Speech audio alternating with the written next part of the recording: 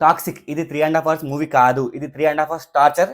లిటరల్‌గా టార్చర్ అనిపించింది. ఫస్ట్ హాఫ్‌కే వెళ్ళిపోదాం అనుకున్నా. బట్ సెకండ్ హాఫ్‌లో యష్ వస్తాడు కదా! సెకండ్ యష్. ఆయనతో ఏమైనా బెటర్ యాక్షన్ ఉంటదేమో, బెటర్ ఎమోషన్ ఉంటదేమో అనుకున్నా గానీ, తల పట్టుకొని కూర్చున్నా. లిటరల్‌గా సెకండ్ హాఫ్‌కే తల పట్టుకొని కూర్చున్నా. క్లైమాక్స్ అయితే అమ్మా! ఎంతసేపు ఉంటది.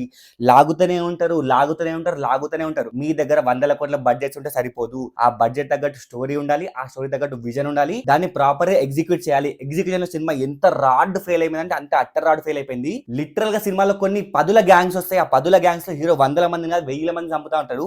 ఒక్కడిని చంపినా కూడా నీకు ఒక సాటిస్ఫాక్షన్ రాదు. అంటే నువ్వు వాడిని చంపుతున్నావు అంటే వాడెవడు? వాడిని నువ్వు ఎందుకు చంపాలి? వాడిని చంపితే నీకు వచ్చే ప్రయోజనం ఏంటి? ఏం ఎస్టాబ్లిష్మెంట్? Zero establishment. ర్యాండమ్‌గా చంపుకుంటా పోతాడు. అది బాయ్స్ గాని, గర్ల్స్ గాని ర్యాండమ్‌గా అందరిని చంపుకుంటా ఉంటాడు.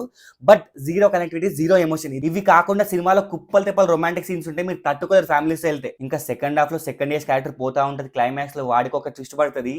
అక్కడ తలబట్టుకొని కూర్చున్నా. అసలు ఇప్పటిదాకా మేము ఏం చూసినాం? ఎందుకు చూసినాం? అసలు ఏం తీసిర్రు? ఆడియన్స్‌ని గొర్రెలు చేసిర్రు అనిపించింది. ఈ సినిమాలో ఏమన్నా బాగుందంటే రిచ్ ప్రొడక్షన్ వాల్యూస్, ఆల్మోస్ట్ ఒక బడ్జెట్ మొత్తం కళ్ళ ముందు కనిపిస్తుంది. అది కాకుండా యాక్షన్ సీన్స్ కొన్ని బానే ఉన్నాయి. యాక్షన్ సీన్స్ బాగున్నాయి. ఎమోషన్ బాలే, యాక్షన్ సీన్స్ బాగున్నాయి. అండ్ కియారా అద్వానీ ఉన్న పోర్షన్స్ అన్ని బాగున్నాయి. కియారా అద్వానీ ఆమె ఈ మూవీకి మెయిన్ అసెట్. ఆమె ఉన్న పోర్షన్స్ కానీ, ఆమె సైడ్ ఉన్న ఎమోషన్స్ కానీ ఇవన్నీ వర్కౌట్ అయినాయి. బట్ యష్ చూడనీకి బాగున్నాడు. కొంచెం ఆయన చూస్తే కేజీఎఫ్‌లో యష్ చూసినట్టు ఉంది తప్ప కొత్త యష్ ఏం కనిపించడు.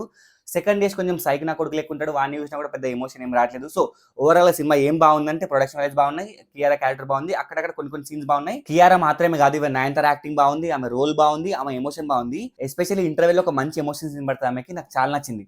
సో ఓవరాల్ గా Kiara, Nayanthara, Yash, production values and కొన్ని సాంగ్స్, అక్కడక్కడ బీజం, ఇవి మాత్రం బాగున్నాయి. వీటన్నిటిని మించి సెకండ్ హాఫ్ లో కానీ ఫస్ట్ హాఫ్ లో కానీ డబ్బింగ్ ఉంటది ఆ బాబు.